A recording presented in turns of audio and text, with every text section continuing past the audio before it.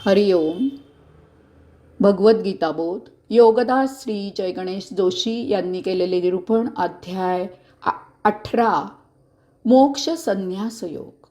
ओम श्री परमात्मने नमः. अथ अथाष्टादशोऽध्यायः. जय योगेश्वर.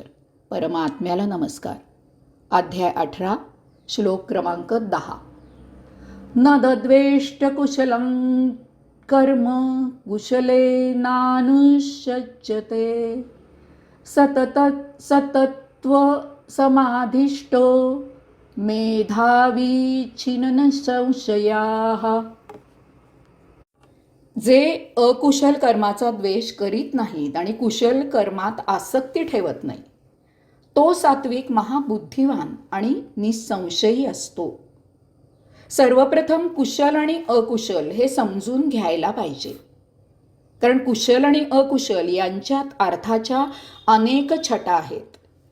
जे काम आपल्याला करता येत आहे, जे काम करण्यात आपण निष्णात आहोत, जे काम करताना आपल्याला सौख्य मिळत आहे, जे काम आपल्यासाठी नियत आहे, असे काम कुशल काम असते. या उलट जे काम आपल्याला करता येत नाही, जे काम करण्यात आपण तरबेज नाही, जे काम आपल्याला सौख्य देत नाही, जे काम आपले नियत नाही, असे काम अकुशल असते. आता स्वाभाविकपणे असे घडते की जे काम आपल्याला येत नाही ते काम आपल्याला करायला नको असते.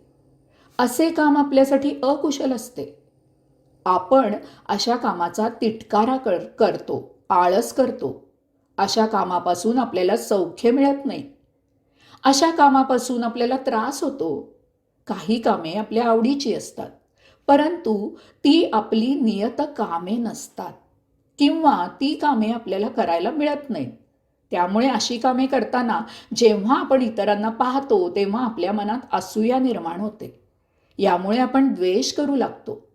उदाहरणार्थ, आपल्याला तबला वाजवायला आवडते, क्रिकेट खेळायला आवडते, परंतु आपल्यात तबला वाजवायचे कौशल्य नसते, क्रिकेट खेळायची संधी मिळत नाही. म्हणजेच क्रिकेट हे आपले नियत काम नसते. मग आपण तबला वाजवणाऱ्याचा किंवा तबल्याचा, तसेच क्रिकेट खेळणाऱ्याचा किंवा क्रिकेटचा द्वेष करू लागतो. कुशल कामाच्या बद्दल वेगळे घडते. आपल्याला आपले नियत काम करायला परिस्थिती अनुकूल मिळते. असे काम आपल्याला उत्तम प्रकारे करताही येते. असे काम आपल्याला महासौख्य देते. त्यामुळे आपण मोठ्या उत्साहाने असे काम करतो. असे काम आपल्यासाठी कुशल काम असते. आपल्याला व्यवसाय करायला आवडतो, अशी संधी आपल्याला नियतीकडूनच मिळते. आपणही व्यवसाय चांगल्या प्रकारे करू शकतो. आपला व्यवसायात जम बसतो. हळूहळू आपण व्यवसायाच्या आसक्तीत अडकतो. आपल्याला व्यवसायाशिवाय चैन पडत नाही. व्यवसाय करणे हेच आपले जीवन होते. भगवंत श्री सांगत आहेत की जो अकुशल कामाचा द्वेष करत नाही किंवा कुशल कामाच्या आसक्तीत अडकत नाही, तो सात्विक महाबुद्धिवान असतो. अशाच्या जीवनाबद्दल संशय नष्ट झालेला असतो. तो पूर्ण आत्मविश्वासाने आपले नियतकाम करीत असतो.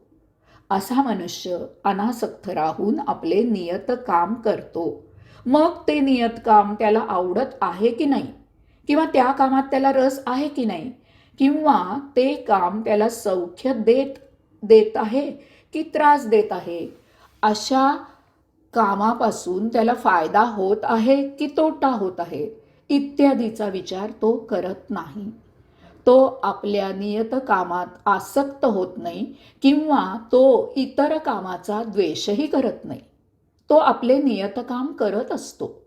कुशल किंवा अकुशल अशा दोन्ही कामात तो निर्विकारी निर्लेप राहतो आणि आपले नियतकाम करत राहतो. असा त्याग संदेह नसल्याचे लक्षण असते. बुद्धिमान असल्याचे लक्षण असते. सात्विकतेचे लक्षण असते. मेधावी याचा अर्थ ज्ञानाने, बुद्धीने समजून उमजून, जाणून बुजून द्वेष आणि आसक्ती यापासून अलिप्त असणे. एवढेच नव्हे तर त्याप्रमाणे प्रत्यक्ष आचरण करणे. छिन्न संशय म्हणजे निसंशयी झालेला. अशाच्या मनात आपल्या नियतकर्माबद्दल जराही संशय नसतो. आपल्याला आपले नियतकाम येत असो किंवा नसो, आपल्यात आपले नियतकाम करायची कला असो किंवा नसो, असा मनुष्य आपले नियतकाम करायचा आपल्या सर्व शक्तीनिशी प्रयत्न करत असतो. आवश्यकता वाटल्यास तो इतरांची मदत घेईल, परंतु तो आपले नियतकाम करेलच करेल. असा मनुष्य सात्विक असतो. त्याने द्वेष आणि आसक्तीचा त्याग केलेला असतो. तो आपल्या नियतकामाचा द्वेष करत नाही किंवा त्यात आसक्तीही ठेवत नाही. तो आपले नियतकाम करायचे आहे एवढेच जाणतो आणि आपले काम करत असतो. सर्व काही भगवंत श्रींवर सोपवून तो केवळ काम करायचे धोरण ठेवतो. हरिओम.